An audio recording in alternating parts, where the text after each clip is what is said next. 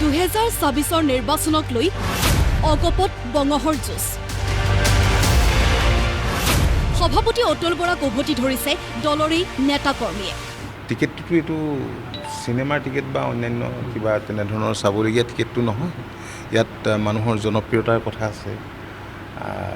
আৰু বহুতখিনি কথাই চাই গতিকে দাবী ধমকিৰ ওপৰত টিকেট নহয় সভাপতিয়ে সেইটো ভুল কৰিছে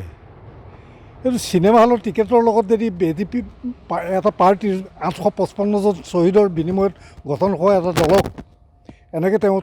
তুচ্ছ তাচ্ছিল্য কৰাটো তেওঁৰ ভুল হৈছে তেওঁ অসম আন্দোলন বুজি পোৱা নাছিলে অসম আন্দোলন আমি কৰিছিলোঁ অতুল বৰাই নাই কৰা গতিকে তেওঁ এইটো কথা কিয় ক'লে আমি সঁচাকৈ আচৰিত হ'লোঁ যে এটা দলৰ এজন সভাপতি বিজেপিৰ বিৰুদ্ধে যুদ্ধ ঘোষণা কৰি সমষ্টিয়ে প্ৰাৰ্থী ঘোষণা কৰিছে অগপৰ জিলা সমিতিসমূহে কিন্তু কেন্দ্ৰীয় নেতৃত্বই জিলা সমিতিৰ এই ক্ষোভ অসন্তুষ্টিক দিয়া নাই গুৰুত্ব বিপৰীতে অগপৰ টিকট চিনেমা হলৰ টিকট নহয় বুলি সভাপতি অতুল বৰাই দিয়া মন্তব্যই পুনৰবাৰ ক্ষোভৰ জুই জ্বলাইছে তৃণমূলত বিহপুৰীয়াৰ অগপৰ জ্যেষ্ঠ নেতা বীৰেন শইকীয়াই এক প্ৰকাৰ উভতি ধৰিছে সভাপতি বৰাক বিলাসী জীৱন যাপন কৰি পেলাই ৰাজআতিথ্যলৈ তেওঁলোকে ঘূৰি ফুৰিছে অসমৰ ইটোমৰ পৰা সিটোমলৈ কিন্তু দল কেনেকৈ কৰিছোঁ ফটা চাইকেল পাতি চাইকেল মাৰি দলৰ সংগঠন কৰিছে আমাৰ কৰ্মীয়ে আৰু তেওঁ এইটো কথা ক'ব নালাগে নহয় যে চিনেমা হলৰ টিকেট নহয় সমান্তৰালভাৱে বিহপুৰীয়া অগপৰ প্ৰত্যাহ্বান সভাপতি অতুল বৰালৈ টিকট লাগিবই টিকেট লাগিব এইটো ফাইনেল সিদ্ধান্ত আমাৰ আৰু আমি নিৰ্দলীয়ভাৱে খেলিম যদি টিকেট নিদিয়ে তেওঁলোকে হয়